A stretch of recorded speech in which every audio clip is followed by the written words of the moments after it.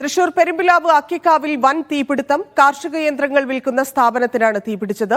Fire force എത്തി തീ അണയ്ക്കാനുള്ള ശ്രമം നടത്തുകയാണ്. തീപിടുത്തത്തെ തുടർന്ന് കുന്നംകുളം കുറ്റിപ്പുറം സംസ്ഥാന പാതയിൽ ഗതാഗത തടസ്സം.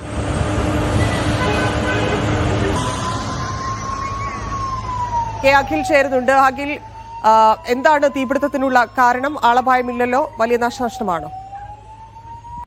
ധന്യ, ഈ തീപിടുത്തത്തിന്റെ കാരണം ഇതുവരെ കണ്ടെത്താനായിട്ടില്ല. കാരണം ഇപ്പോഴും പൂർണ്ണമായും അടയ്ക്കാൻ സാധിച്ചിട്ടില്ല എന്നുള്ളതാണ്.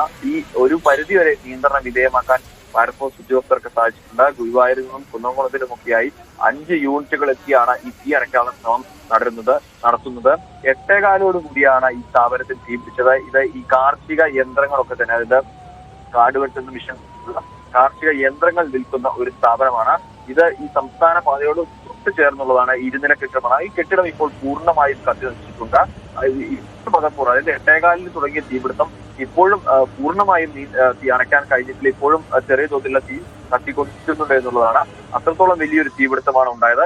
ഇത് ഈ തീപിടുത്തം അവസാനിച്ച ശേഷമായിരിക്കും എന്താണ് ഇതിന് സംഭവിച്ചതെന്ന് പ്രാഥമികമായ ഒരു ഷോർട്ട് സർക്യൂട്ട് ആണ് എന്നൊരു വിലയിരുത്തലാണ് ഫയർഫോഴ്സ് ഉദ്യോഗസ്ഥർക്ക് അടക്കം ഉള്ളത്. 5ഓളം യൂണിറ്റുകൾ എത്തിയിട്ടാണ് ഈ തീ അണയ്ക്കാനുള്ള ശ്രമം നടത്തുന്നത്. ഈ 2 നില കെട്ടിടമാണ്. ഏറ്റവും പ്രധാനപ്പെട്ട കാര്യം എന്ന് പറയുന്നത്, ഈ കുറ്റിപ്പുറം കുന്നുകുളം സംസ്ഥാന പാതയിൽ മണിക്കൂറുകളായി, ഏകദേശം 1.25 മണിക്കൂറിലധികമായി ഗതാഗത തടസ്സമുണ്ട് എന്നുള്ളതാണ്. വലിയ ഗതാഗത തടസ്സമാണ്.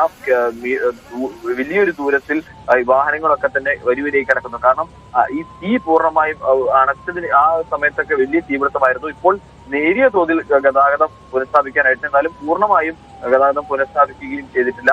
എന്തായാലും തീപിടുത്തത്തിൽ പൂർണ്ണമായും കെട്ടിടത്തിലെ വലിയ നാശനഷ്ടം, ലക്ഷങ്ങളുടെ നാശനഷ്ടം ഉണ്ടായിട്ടുണ്ട് എന്നാണ് പ്രാഥമികമായി വിലയിരുത്തുന്നത്. പൂർണ്ണമായും അതിനുള്ളിലെ സാധനങ്ങളൊക്കെ തന്നെ പൂർണ്ണമായും കത്തി നശിച്ചിട്ടുണ്ടാവും എന്നാണ് നിലവിൽ.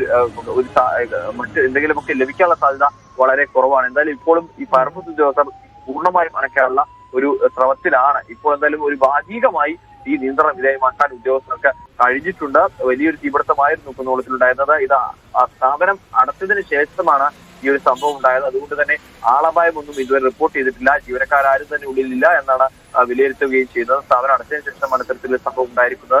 എന്തായാലും സ്ഥാപനം പൂർണ്ണമായും ഏകദേശം കത്തി നശിച്ചിട്ടുണ്ട്. തന്നെ ഇപ്പോഴും തീ അണയ്ക്കാനുള്ള ശ്രമം തുടരുകയാണ്.